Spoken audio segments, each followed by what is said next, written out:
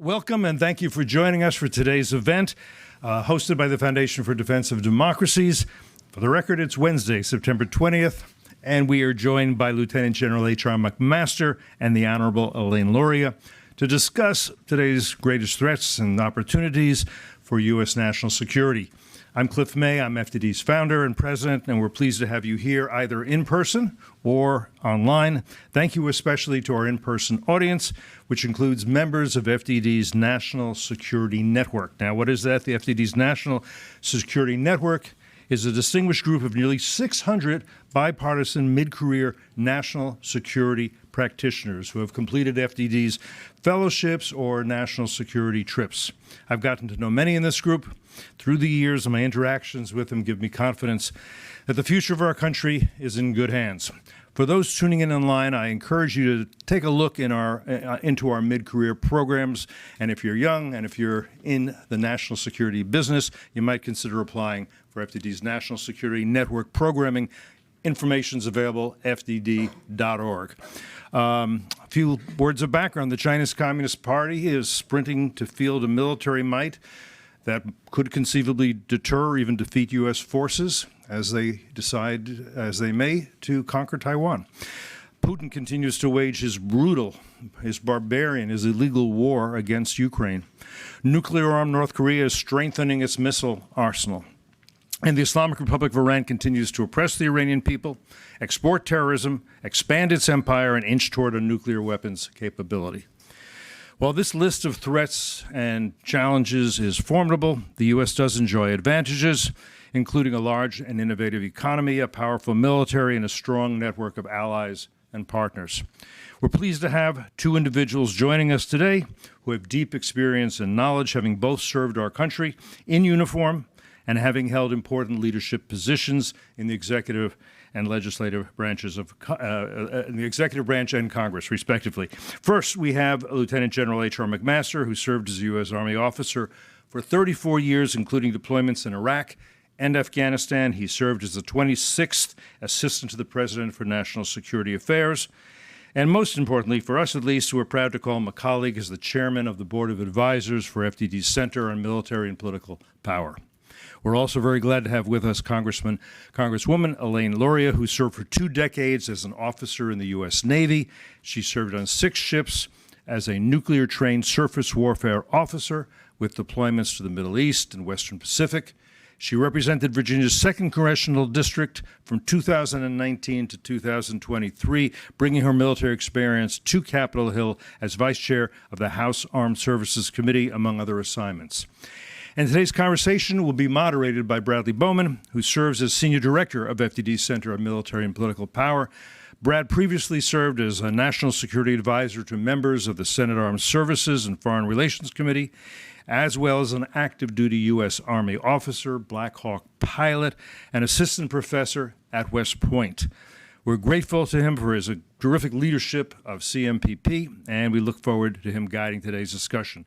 So before we dive in, a few words about FDD, just so everyone knows. For more than 20 years now, to my amazement, FDD has operated as a staunchly independent, nonpartisan research institute exclusively focused on national security and foreign policy. It's a point of pride and principle. We've never taken and never will accept any foreign government funding. For more on our work, visit our FDD websites, just fdd.org, and follow us on Twitter at FDD. And that's it from me. Brad, over to you. Thank you. Thank you, Cliff, so much for the introduction. Thank you, everyone, for joining here in the room. It's great to have folks here. And thanks to both of you, General McMaster and Ms. Luria, for being here. I'm really excited about this discussion, given all your deep knowledge and experience on these topics. If it sounds okay to you both, I'd love to focus on Taiwan, Ukraine, the Middle East, and the Department of Defense, if we can squeeze all that into our allotted time. I always have more questions than we have time, but we'll give it a go. So with your permission, I'll jump right in. I thought we could start with Taiwan. U.S.-China tensions are acute right now. They're perhaps most acute in the seas and skies around Taiwan. Beijing seeks to control that island and has refused to take military force off the table. The essence of U.S. policy for decades, codified in the Taiwan Relations Act, is that we think the dispute should be resolved peacefully and without a resort to force. Regardless of that, many worry that we could see Beijing launch aggression in the coming years, and the PRC is sprinting to build the military capability to do that, as DoD reports and other facts testify. So, General McMaster, if I could start with you. And I often like to start with this question. It's kind of the who cares question. Why do you believe Americans should care about deterring aggression against Taiwan? Why does this matter? Well, I mean, there are a number of reasons. First of all, is to protect the sovereignty of the Taiwanese people, who have a very successful democracy. And I think one of the obsessions that the Chinese Communist Party has is with Taiwan, because Taiwan demonstrates the lie that the Chinese people are somehow culturally predisposed toward not wanting a say in how they're governed. And then, of course, there are many other reasons that are just kind of hard reasons in terms of the global economy, the reliance on Taiwan for the microprocessor and chip supply that is really one of the key drivers to the global economy. But then also to recognize the designs of the Chinese Communist Party. I think when you look at Taiwan, it's useful at times to pivot the map 90 degrees counterclockwise and look at Taiwan from that perspective and its geostrategic importance associated with China's desire, explicit desire, to create exclusionary areas of primacy across the Indo-Pacific region. You see that obviously with their designs on Taiwan, but also on the South China Sea, where they're trying to lay claim to the ocean and a part of the ocean through which 1/3 of the world's surface trade flows. So it's in all of our interests to ensure that Taiwan be able to determine its own destiny. And this is the pressure on Taiwan is part of a grander ambition to not only create this exclusionary area of primacy across the Indo-Pacific, but to tear down the existing global order and rules and rewrite the rules in a way that favors their authoritarian, statist, mercantilist model. I'm glad you mentioned the global nature. Sometimes it feels like people think it's just a Taiwan problem, but it's a global competition. And my colleague Craig Singleton, who helps lead our China program here, just in the last week or two, published a very detailed, I think, unprecedented analysis about China's efforts to establish additional overseas military bases. Yeah. And so, to me, that kind of demonstrates the truth of what you just said, that this is not a regional ambition. These are global ambitions, and it's really a clash of two worldviews, and they're trying to bring the military muscle to back it up. Ms. Lurie, I'd love to come to you next. China's military sent 103 warplanes toward Taiwan in the 24-hour period on Sunday and Monday, just a few days ago, in what the island's defense ministry called a recent new high. The defense ministry said 40 of those planes crossed the median line. So for me, my characterization, this is part of an increasingly aggressive and deeply irresponsible and destabilizing pattern of activity by Beijing. How do you assess the PRC's threat to Taiwan? And what is your assessment of how the Biden administration is doing in terms of arming Taiwan and increasing our defense capability, capacity, posture, readiness in the Indo-Pacific? So we have 1 hour here. Yeah, I know. We want to cover all these topics. So there were a lot of questions in there. But you're exactly right. I mean, the level of activity surrounding Taiwan by Chinese military forces, both aircraft, ships, and other activity within the region, not just around Taiwan, but also look at the recent activity around the Philippines. I feel like they're testing, they're probing, they're continuously going out there to see what the reaction will be by Taiwan, by the Philippines, by Japan. I mean, there's dozens of these unresolved maritime claims, and China is progressively testing those. We know in the past they've gone in and essentially taken these features, which were not islands, were not land, built them up and created bases for themselves and for their use, and then extended their unrecognized maritime claims beyond that. I think that the administration recognizes that this is a top priority in foreign policy. We've seen numerous cabinet secretaries traveling to China and engaging on many levels. As was mentioned already, this is not just a military issue. It's economic, it's human rights, it's a whole range of things. And I think the administration recognizes that engagement is crucial. Yeah. And when we talk back to the question before about why is this important? I mean, it really is going to determine essentially whose values rule the remainder of the 21st century. Is it the United States, our allies and partners, or is it some new world order that China has designs to create? I think the administration, and I pushed in Congress, we need to spend more on defense, essentially working with my colleagues in a very bipartisan way to plus up what the administration had submitted for the defense budget last year and the preceding year, and collectively in that 2 years, the first 2 years of the Biden administration, adding about $62 billion to the request, and really focusing on those capabilities and platforms that are necessary within the Pacific. I think there's been a big challenge from the administration with this idea of divest to invest. It's great to think about new technologies, new things that we can implement in the future, but when they're not mature, and we're talking about a problem today that we might need to address with today's capabilities, today's troops, today's platforms, we can't divest of all of those for a capability that we might have in the future once it's mature. So I think there's a big challenge there. And then you pile on top of that kind of what we're seeing right now as we approach the end of the fiscal year and needing to fund the government moving forward. Can Congress even get a CR across the line? And we might talk later about how CRs have implications, but that's better than a shutdown. And there's really a lot looming. And you have to look at that and say, what is the rest of the world saying, and how is that making us vulnerable when we see that happen, to not be able to reliably and on time fund the Department of Defense and our government as a whole. It's a sad state of affairs when you're wishing for a continuing resolution. right. Yeah. Unfortunately, as you both know well, China's aggressive behavior is not relegated to the seas and skies around Taiwan. We've seen China's Coast Guard and China's maritime militia ships, for example, trying to prevent the Philippines, you and I were discussing this the other day, from resupplying its outpost in the Second Thomas Shoal, which is inside the Philippines' exclusive economic zone. So I know this has been an area of interest for you, and obviously with your experience in the Navy, I'm particularly interested to hear from you. What is China up to? For people busy with paying the mortgage and raising the kids, what the heck is China up to in the South China Sea? And again, why should we care, and are we taking the necessary steps? Well, as I said a minute ago, I think China is testing and probing. Yeah. There are many of these land features. Some of them are coral reefs. Some may only be visible at low tide. That are claimed by multiple countries. Some of them by China and another country. Some by multiple parties. And I think that their activities, either building on those features or preventing other countries who lay claim to them from having access to them.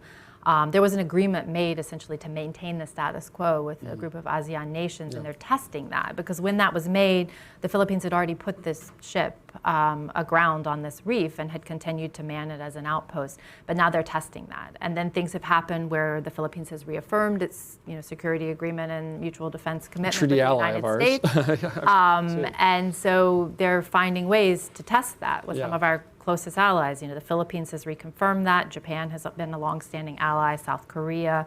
And then you move into Southeast Asia, there's countries who are kind of caught in the middle, Vietnam, Malaysia, Singapore, Indonesia. Where do they stand in these alliances and the pressure, both military and or economic, from China? So this is, I think, just one example of many places where they're trying to test those alliances. Yeah, that's great. General McMaster, this month, as I'm sure you know, marks the 2-year anniversary of the establishment of the trilateral security agreement between Australia, the United Kingdom, and the United States, known as AUKUS, the coolest acronym in D.C. I love that. Kudos to whoever thought of that. Pillar 1 focuses on the delivery of a nuclear-powered, conventionally armed attack submarines to Australia. And Pillar 2 focuses on developing and fielding advanced capabilities to the 3 countries. What is your assessment of AUKUS? Was this a good idea? What do you think of the rollout? And do you have any concerns about its implementation so far? Well, first I just want to say thanks for your leadership in the Navy and on the Hill. And you're so right about, I think, the investments we need in defense now. I just want to mention George Marshall's observation that, when you have the time, you don't have the money. And then when you get the money, you don't have the time. And I think that's the situation we're in right now. In terms of AUKUS, I think this is a really great initiative, as well as the efforts to invigorate kind of a failing effort, sadly, in connection with India.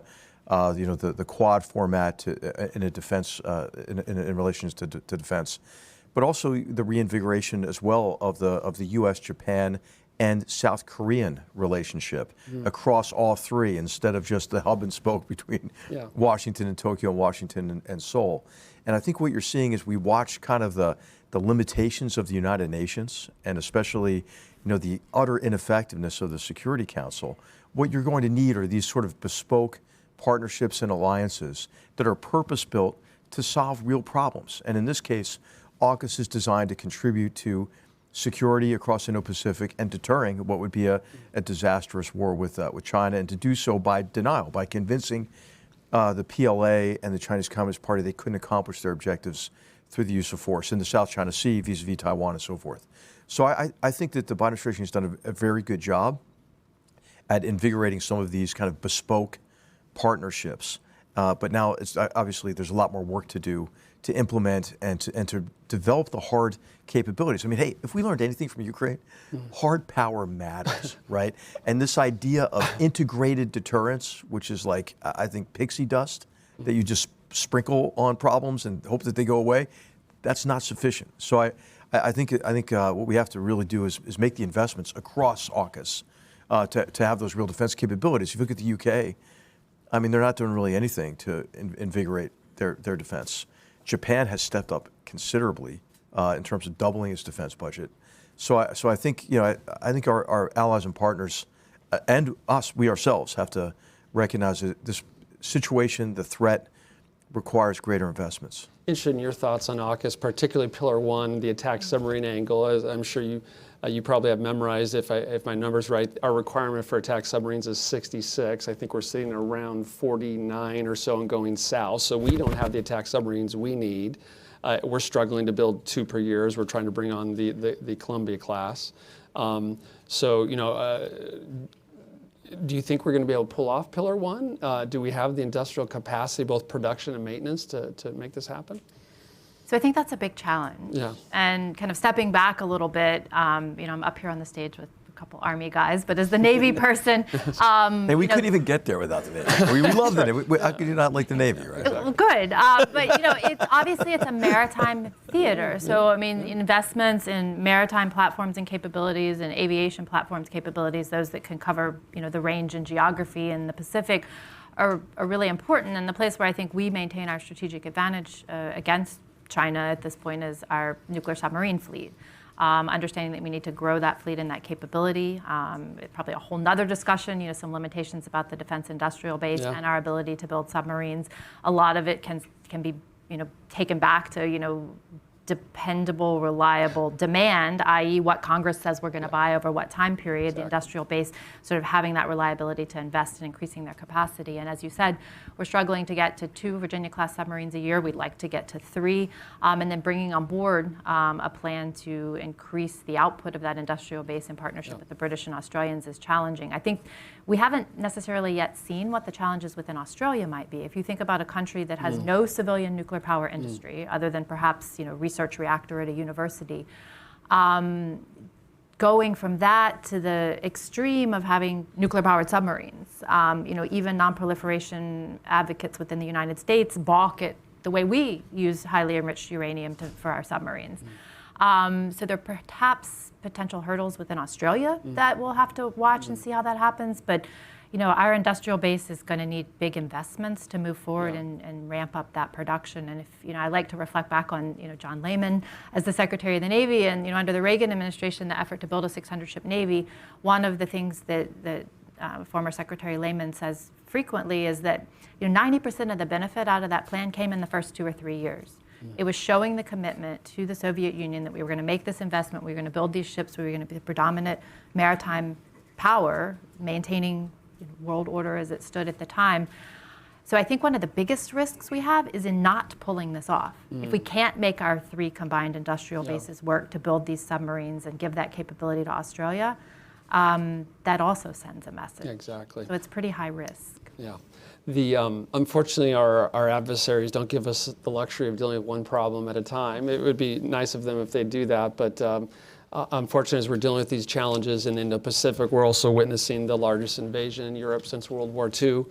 Ukrainian President Volodymyr Zelensky obviously is in the United States this week. He spoke at the UN General Assembly yesterday. He's traveling to D.C. He's going to be meeting with folks at the White House and with congressional leaders. Comes at a significant moment, I think, I'd say, as we see debates among the Republican presidential candidates about whether it's in our interest to support Ukraine. And we see Congress considering whether to appropriate additional funding for security assistance and other support for Kyiv. So I'm really eager to ask both of you, again, not to be a one-trick pony here, but why should Americans care about the outcome in Ukraine? Why does this matter to us? General McMaster, can I start with you? Well, I think first of all we have to recognize our investments have been significant in terms of helping the Ukrainians with lethal capabilities and other support capabilities. But it's only been about, I think, 2 to 3% equivalent of the U.S. defense budget.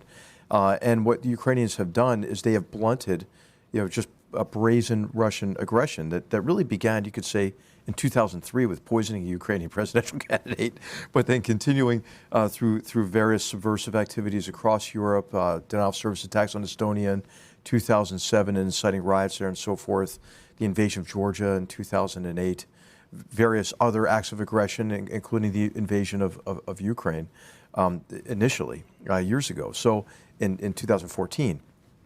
So Russia's not going to stop unless Russia is stopped. The Ukrainians are the ones who are stopping Russia from not only continuing the invasion of Ukraine and subsuming that country, but also in a broader effort to really make the Black Sea a Russian lake, and then to use that coercive position to advance their geostrategic objectives in a way that disadvantages the United States, that breaks apart NATO.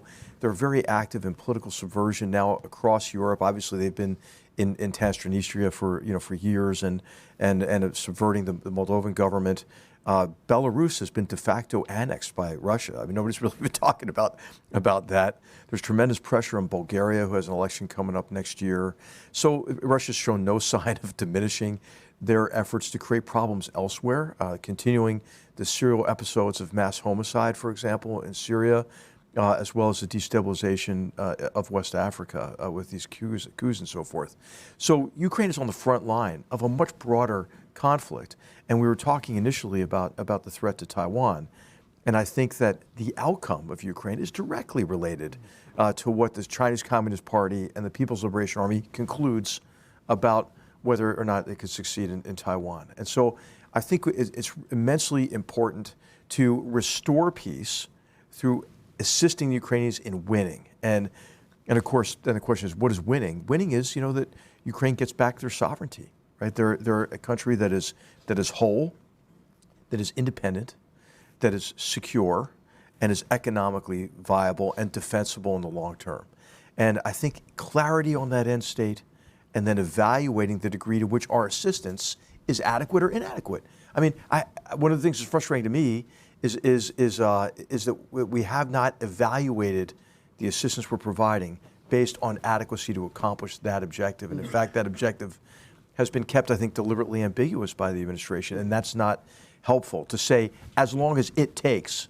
I think we have to ask the question, okay, what is it, right? And then how do we help the Ukrainians get to it?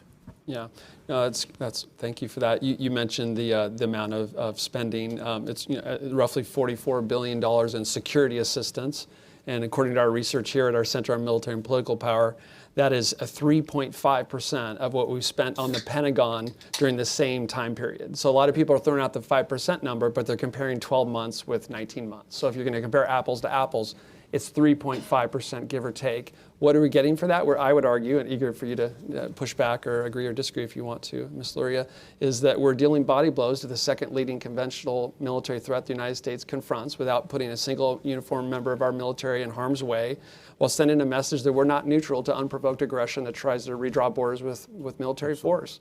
To me, that feels like a bargain. We have a partner that is willing to fight to defend their homes, and it feels like we would pull that back at our own peril. Do you agree, disagree? Is that overstated, a little too much hyperbole there, or what do you think? I don't think there's hyperbole there, and you said, a partner who's willing to fight. I mean, this is a country and a people who have shown an incredible amount of bravery, sacrifice, and are under the direct assault from an unprovoked invasion. Yeah. I think that we need to give them every tool that we have in our toolbox to help them get to an end state that they can define as a sovereign nation, but we should be there with them as partners. I think this has brought NATO closer together. It has brought several NATO nations to make more significant commitments. It has actually brought more partners and allies within the defense industrial base to supporting worldwide, especially within NATO. I was just looking at, the numbers of howitzers, for example, that are now being produced in Korea that are going to NATO countries. And, when we talk about the need for the defense industrial base, not just within our country or with our NATO allies, but, more far expanded broadly with those who share our values, I think it's bringing more people to the table to take more action. And we have to stay on the side of Ukraine. And, they had the recent summit, the NATO summit, which reconfirmed support to Ukraine. Maybe wasn't as explicit as it could be about future NATO membership for Ukraine, but certainly lays out the path that once this situation is stabilized, once the conflict is terminated, that NATO wants to welcome Ukraine, that we are with them. And if I can just go off a little bit on a discussion of how this has become a partisan issue. Both kind of with the speaker, needing to hold on to, some support within the far right part of the caucus and a presidential election on the horizon, is that, being in the room behind closed doors in a bipartisan fashion with the Armed Services Committee before the invasion happened, it was absolutely unanimous that everyone in that room was actually balking at the administration. Why are you still making plans? Why are you still trying to decide what we could send or we might want to give? It was like, we need to do more. We need to do more on a faster pace. And why are you holding back so many things? And I think progressively, we've obviously given more capabilities with more range, and now we're looking at F-16s. But the truth is that we need to give them the tools to get to an end state that we can accept, that they can accept, and I just feel like we need to stop holding back. And so the internal domestic politics of making this an issue, it's kind of always one of those things that might come up in this type of a political cycle of, we have so many problems here at home. Right. Why are we sending money over there? Well, we're protecting our values and our world economy and kind of what we value as a country and a nation by supporting those who are on the front lines fighting to preserve the world order. So it's a little hard to walk that all the way back sometimes to a kitchen table issue. But it truly is an investment that we need to keep making. Thank you for that. I mean, we saw 2 world wars and a start in Europe in a 30-year period that ultimately took the lives of more than 500,000 Americans. So, what matters in Europe matters here at home, I would say. General McMaster, based on your deep combat experience in ground warfare, I would be remiss if I didn't elicit your thoughts on how you think what the battlefield's looking like and how the Ukrainian counteroffensive is going. Yeah. Well, there's been a lot of discussion, obviously, with people predicting, the speed of the offensive and so forth. But I think it's just important to recognize that what the Ukrainians are trying to do is the hardest task to accomplish in land combat, which is to penetrate a prepared defense in depth, especially in difficult terrain that involves the crossing of multiple natural obstacles as well as man-made obstacles and minefields and trenches. But also in terrain that doesn't have a lot of degree of trafficability, so that you're predictable in terms of road use, and then it is also relatively open, so your forces have only a limited ability to conceal an offensive operation, for example, and then, of course, after you reveal your offensive operation, it's easy to move reinforcements to where they're trying to penetrate, and then to attack those forces with the massive artillery that the Russians have, as well as what's, I think, been underappreciated, which is some of their aviation capabilities, but especially their electronic warfare capabilities. So it's a very complex mission to penetrate that defense and drive to the Sea of Azov and isolate the Crimean Peninsula and the Russian defenses in the south. But I still think it is feasible for a number of reasons. It's unclear, obviously how many casualties the Ukrainians have suffered. It's significant, though. But I think what they're trying to do now is to reconstitute forces, train forces at the collective level, where you can operate together with infantry and mobile protected firepower and engineers and fires and air defense, and it's like an orchestra of capabilities that you have to bring together.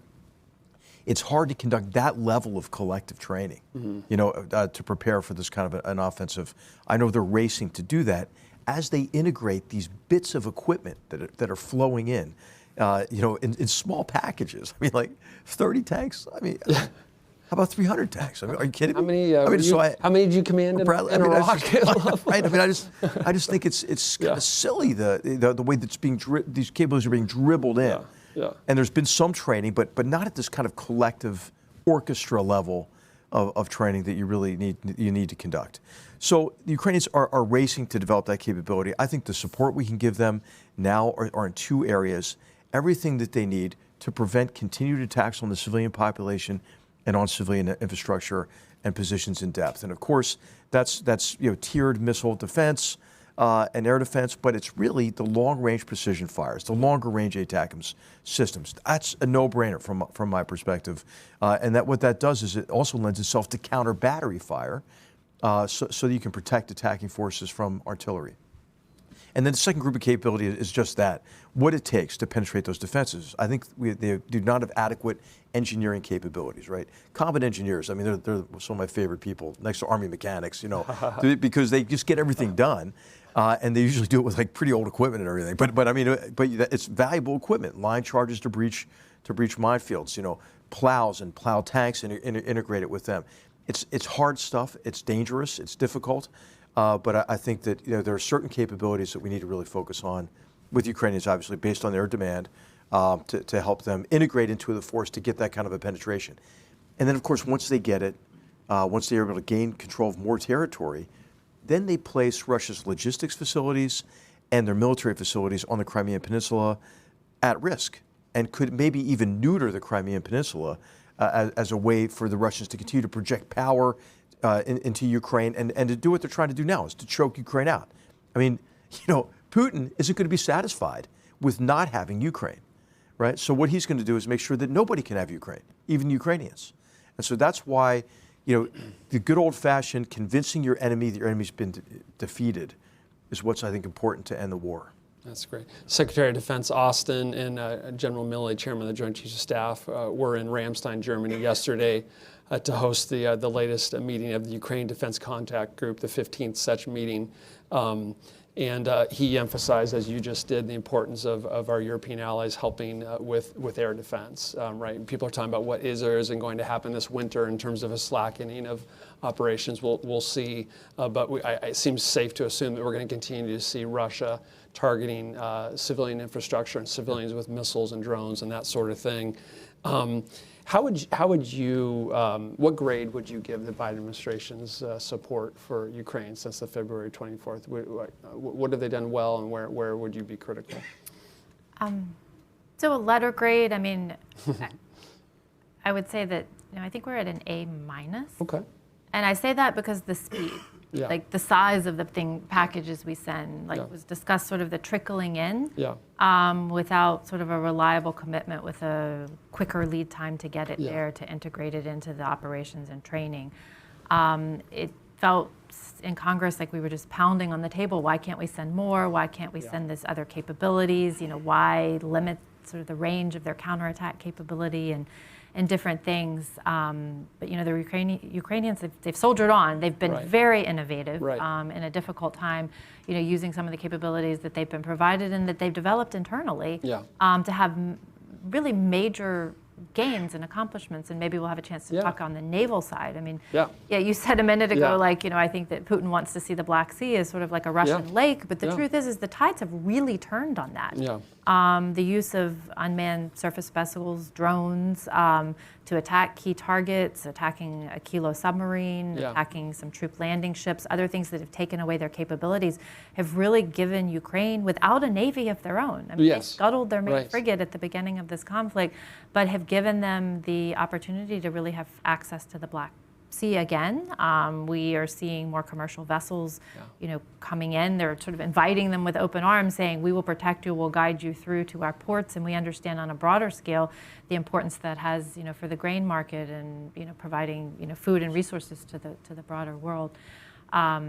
So, I think that as well, an A- on the speed of delivery, and probably, a solid A on strengthening the NATO alliance and really making sure that is emphasized. And, kind of going back to the previous administration, although not in line with many policies, I would say that, it was a correct statement by the former president that, our NATO partners need to do more to help pay for and support their own mutual defense and our mutual defense. And, these series of events have led to that and have proven that to be true, and we've seen it.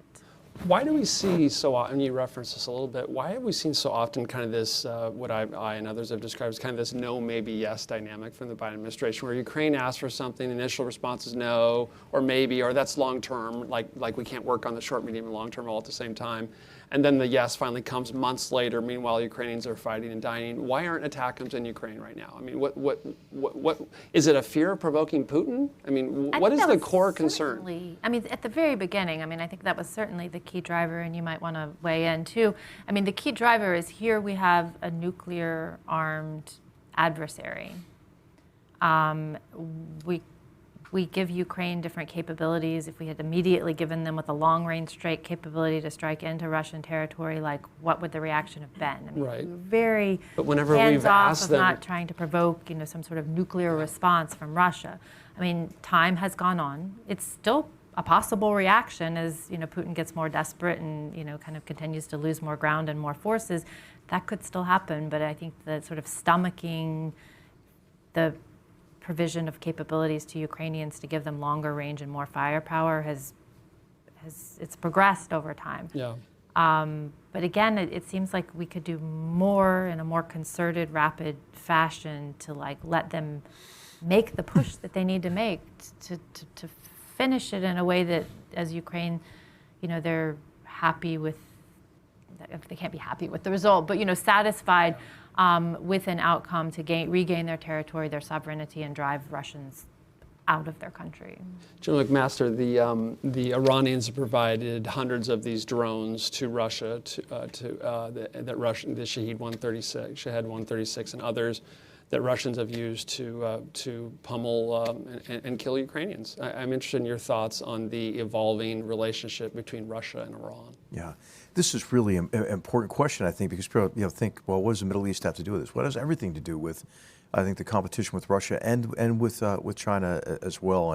And whereas I did say, hey, I think the Biden administration deserves credit for AUKUS, a new arrangement for invigorating the trilateral relationship now with Seoul, Tokyo, and Washington. But I think that if we're going to grade anybody, I think give them an F for the Middle East and a failure to recognize the interconnected nature of these competitions with China, Russia, and the hostile regimes of North Korea and especially Iran, which is playing a very important role to bringing Russia and China into the Middle East in a way that disadvantages our interests. So it's the sale of drones, it's the selling of more Iranian oil and energy to China in a way that has alleviated a lot of the economic pressure on Iran.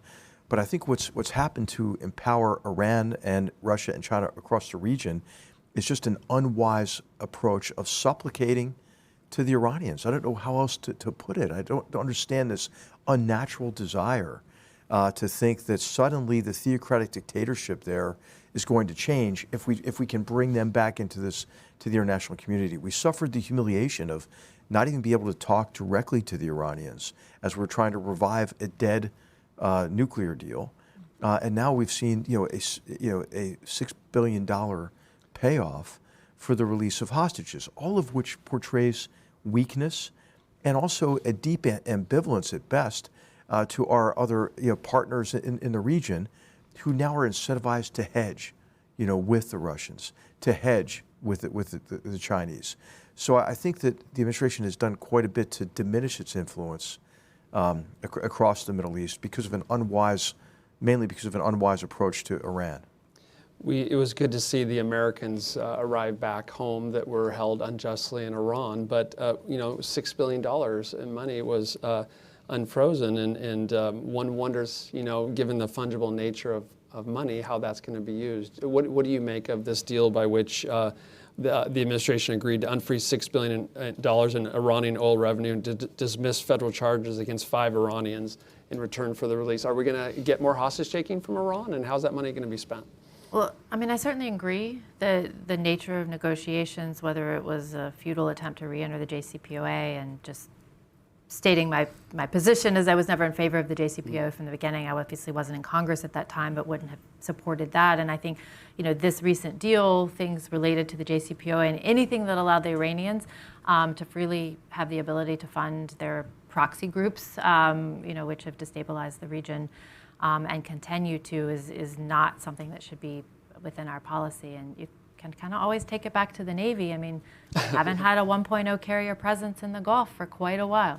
And having steamed multiple times through the Strait of Hormuz, seeing exactly what the Iranians do, how they harass shipping. We've seen it with commercial shipping. We've seen encounters with our military vessels going through. That if we're not there, they're going to take advantage of that. And we've obviously had additional commitments in the EUCOM AOR relative to supporting NATO in Ukraine. And back to the defense industrial base question, I mean, we just aren't kind of keeping up with the being able to generate the forces on the deployment timeline and in the numbers that we need.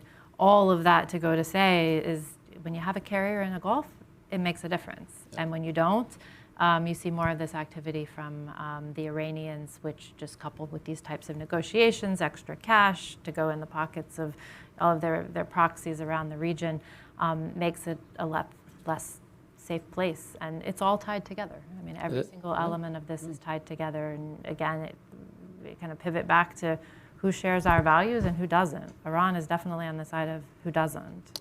We see Iranian drones killing Ukrainians in Ukraine. We see those drones targeting our troops in Syria. We see them attacking our Arab partners and our Israeli allies. And it really does, as you said, General McMaster, kind of tie together these threats and suggest that maybe Iran would like to keep us divided and distracted, and maybe it's our interest to build a more cohesive and unified coalition to make them think twice about this 40-plus year track record of aggression against us. Absolutely. And I just think also that we gave up economic coercion or deterrence against Iran because of failure to enforce the sanctions as the Biden administration came in, the existing sanctions on the Iranian regime. And then we also gave up military deterrence because we didn't respond to many of the attacks that you mentioned, or we responded in a way that was really just portrayed weakness to the Iranians. I think that the time has passed for us to recognize what the return address is associated with attacks that are conducted by Iranian proxy forces. The return address is Tehran. And so I think at some stage an American president is going to have to decide what to do, and I think at that stage, it will probably be time to destroy some of their military capabilities, but then also maybe to go after some of their nuclear missile capabilities, which they have continued. I mean, I think it's important to mention that when we're trying to revive the Iran nuclear deal, the Iranians said, okay, well, we're going to have to restart the program, that they said never existed, right? and so, I mean, it's, it's just, it's ridiculous to trust this regime, and again, we're going to trust them to use the $6 billion for humanitarian purposes. I mean, that's self-delusion. We saw, and short on time, but far better than me, General McMaster. We saw them during our time in Iraq build explosively formed penetrators specifically for the purpose of penetrating American armor and killing American service members. The Quds Force smuggled it across the border, trained people to use it, and hundreds of Americans died as a result. So this isn't some DC theoretical discussion. This is life and death for our forces and our partners, as you know far better than me. So you mentioned naval power, and that's exactly what I love having a naval expert here. So it's wonderful. We can do Army, Navy, and everything in between. Following a spike in Iranian seizure and harassment of commercial shipping vessels earlier this year, White House spokesman Admiral Kirby announced in May that we were going to be sending a lot of additional forces, the Bataan Amphibious Readiness Group, the 26th Marine Expeditionary Unit. And we've been doing some research here at FDD at our Center of Military and Political Power. And from January of 21 to June or July of this year, we've documented at least 26 incidents of Iranian harassment, attack, or seizures. And what's interesting, and it's kind of obvious when you say it, but I think there's policy implications to it. When the U.S. Navy shows up, the Iranians think twice. And they fail to seize in most instances. And so to me, that just underscores the value of power, of hard power, and the value of forward presence, particularly naval presence.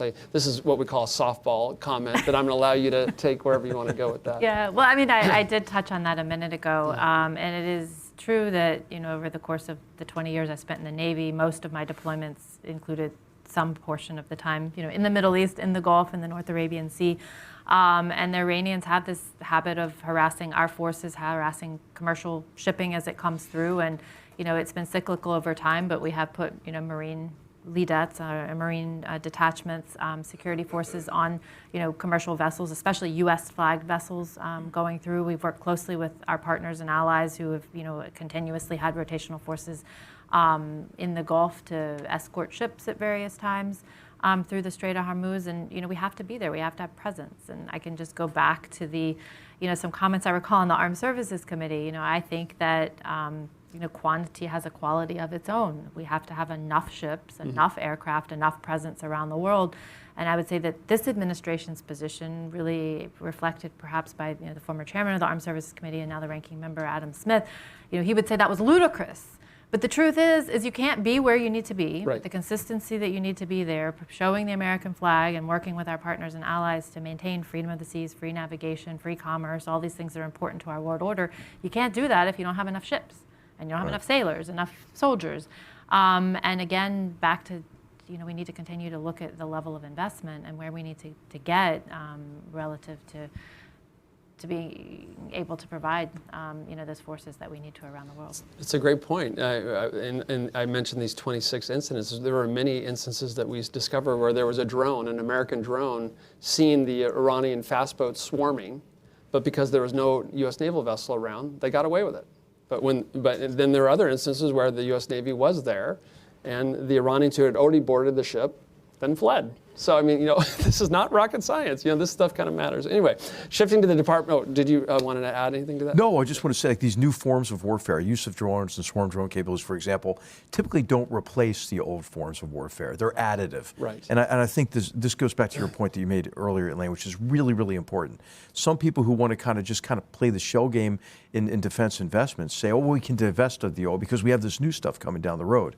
And I think what we're seeing is a lack of capacity now in forward positioned, capable forces, capable of operating in sufficient scale and for ample duration to defeat aggression. That's where the deterrence comes from, not from sprinkling forces around as tripwires or the 300 troops we sent to Romania, during the invasion of Ukraine. I mean, 300. I mean, so I just think quantity does have a quality of its own. I just wanted to put an exclamation point on that. It's actually the perfect segue because I wanted to go next to defense industrial base issues. A lot of Americans who may have the sense that we have the best industrial base in the world, and we do. But at this moment, when we're simultaneously trying to arm Ukraine and make Taiwan a porcupine to deter aggression from the PRC, and conduct what I and others have called the most significant military modernization effort in 40 years, in 4 decades, we've turned to our industrial base, and it's not quite what many of us thought it would be. The arsenal of democracy is not quite there. When you look at munitions, for example, you saw this, I'm sure, when you were on the Armed Services Committee. I certainly saw this when I was staffing Senator on the Senate Armed Services Committee. We'd often buy munitions at the lowest possible rate just to keep the industrial line going, because that was always often the bill payer for other things, kind of in a just-in-time model. And kind of based on what we're seeing going on in the world, I'm feeling like a just-in-time model is not that wise when it comes to munitions. When you consider, as Mark Montgomery and I have, the long-range anti-ship missile. We'd probably need about 1,000 to 1,200 of those. We've got about 200 to 300. We're going to run out in the first week or two. I would call that suboptimal. So what's your assessment of the U.S. defense industrial base?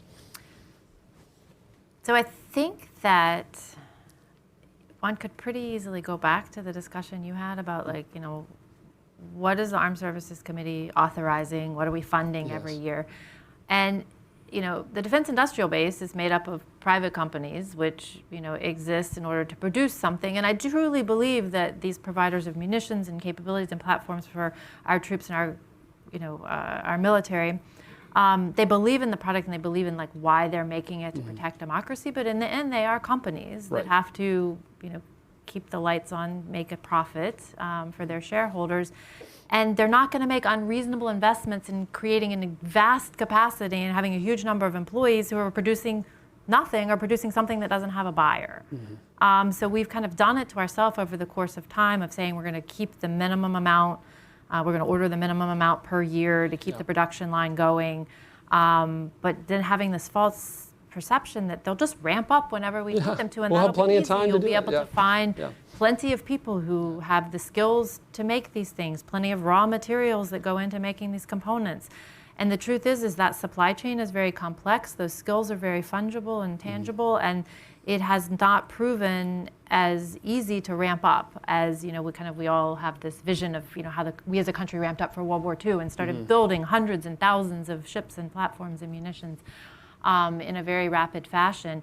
And, the truth is there has to be a commitment if there's going to be a ramp up. There has to be an investment to do that, and there also has to be a commitment that there's going to be a longer-term sustained demand for these. And so it kind of becomes this balance of, we can only ask industry to do something that's not going to essentially bankrupt and kill the industry that we need in order to do it, right? Yes. It can't be a catch-22 where we ask them to do something that's going to essentially bankrupt them and cause them to not be around to do it the next time we need it. So I think we need more consistency. We need more consistency and longer-term commitments in procurement in order to get industry on a glide scope where they're comfortable making those investments, hiring those people, and reinvigorating that supply chain to produce at the capacity that we understand we need. And we also need to rely more fully on allies and partners. I mean, and I had some arguments with some other members, now former members, when Visklosky was the chair of Defense Appropriations, for example. A lot of the Made in America requirements for the frigate program. I tried to talk about how they were counterproductive, they were going to cost more, they were going to make the timeline longer, which we often struggle with meeting deadlines for major programs like that. Some of our allies and partners have incredible capacity and ability to scale. And like I mentioned earlier, we're seeing the Koreans do that now with the howitzers, for example. Yet we create policies that sort of prevent us from working globally with our aligned countries and participating together with defense industrial base. We build the Arleigh Burke-class destroyer in Maine and Pascagoula.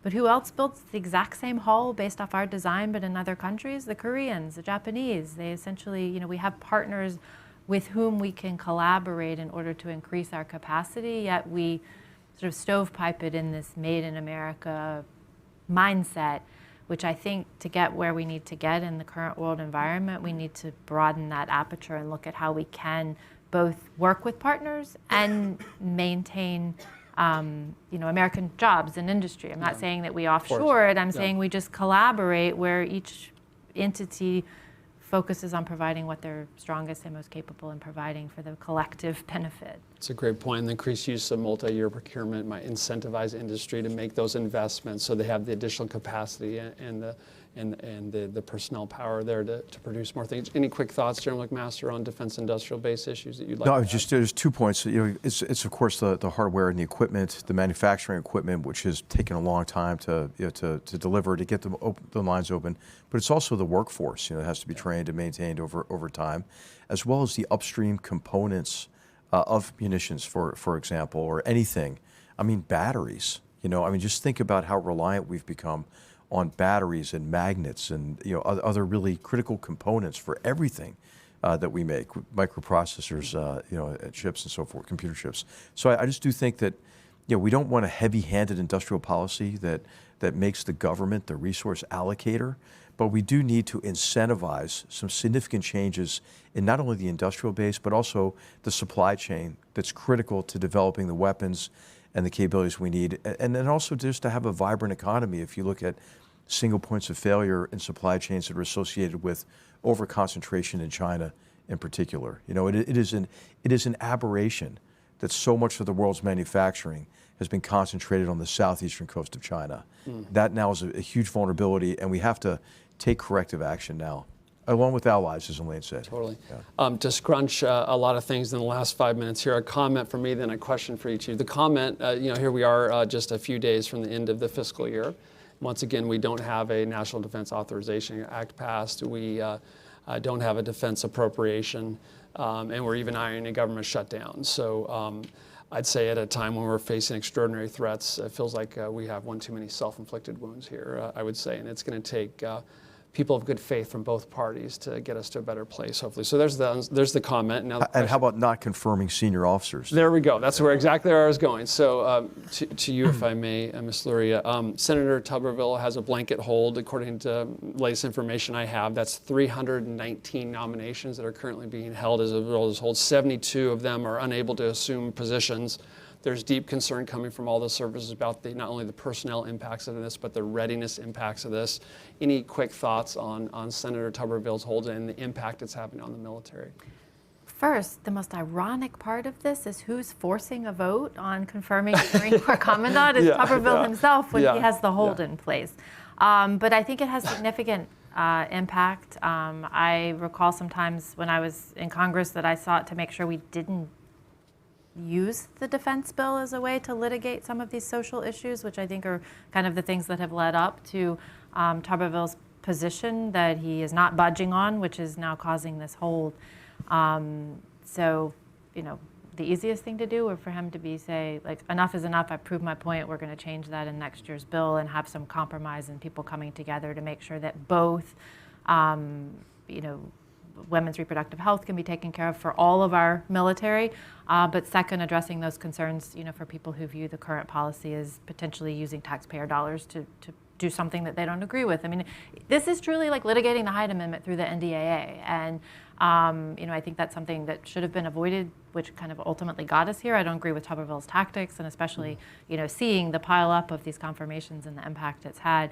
But again, I mean, this is really about, like, I think bad politics rather than using that as a tool on the backs of our service members, rather than, what I would like to see more of in government is, people actually coming to a compromise, hearing everyone's concerns on this, and actually getting somewhere where, like, we can sort of address the concern, remove the hold, confirm people, and then be able to focus more with some firm people on these issues that we've talked about today. For those taking notes at home outside the Beltway, I think your comment about backs of the military is the key thing. As someone who advised U.S. senators a few times to implement a hold, those holds were always on civilian nominees. And to me, the key principle here is we are going after members of the military based on a policy that we don't like, that they don't control.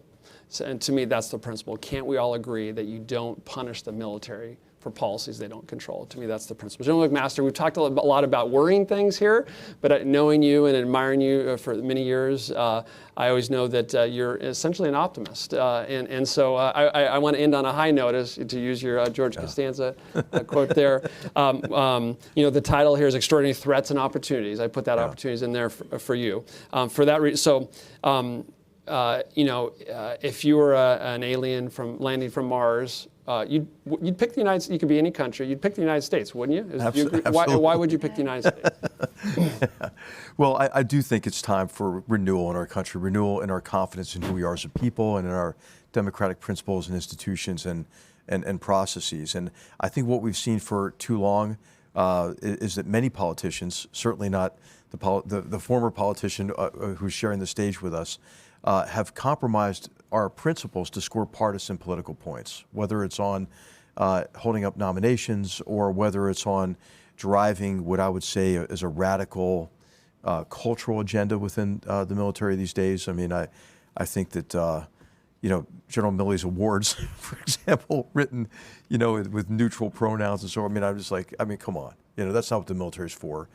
Now we have an opportunity to focus on really what the military is for. We have a focus, the opportunity to renew our confidence in our democratic process, and it's going to be under duress in the next year.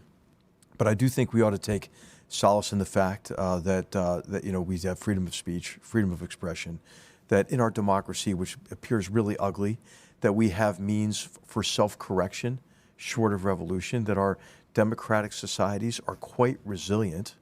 And authoritarian regimes are very brittle. I mean, I really think that China, Russia, Iran, and North Korea are in extraordinarily weak positions right now. We saw an ex-hot dog salesman and an ex-convict take over the equivalent of CENTCOM headquarters, and drive toward Moscow. That's not really a sign of strength. We have, of course, all of the contradictions and And in the Chinese economy are coming back, which is what looks to me to have been a decades-long Ponzi scheme that is on the brink of collapse. And you see the anxiety of the Chinese Communist Party as they race to perfect their technologically enabled police state before people become even more discontent. Iran, on the anniversary of Mahsa Amini's murder, is rounding up everybody they can and putting more political prisoners behind bars to prevent what they fear would be a great uprising. And of course, North Korea always appears on the brink of collapse, but North Korea has some very severe issues associated with its economy and droughts and so forth. So I think we should feel much better about ourselves. As you mentioned, if you came from outer space, you came from anywhere. Nobody's trying to immigrate to the 4 countries I just mentioned, And so I think we ought to help restore our confidence in who we are. We ought to focus on the problems that we have, but I think what I'd love to see is a restoration of agency.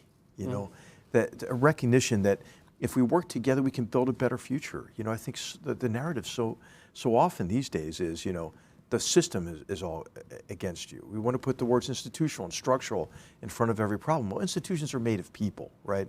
And people under effective leadership can affect change that's beneficial to our country and to future generations. Well, I want to thank you both sincerely for your decades of distinguished service to our country. General McMaster, I want to thank you for leading our Center on Military and Political Power. And I want to thank you for your principled leadership and that all you've done for our country, both in uniform and on the Armed Services Committee. It's been a real honor to have you here as well. So I want to thank our audience in person and virtually for taking time to join us. For more information on FDD and our Center on Military and Political Power, and for the latest analysis on these issues, we encourage you to visit fdd.org. We hope to see you again soon. Thank you. Yes. Okay, thanks.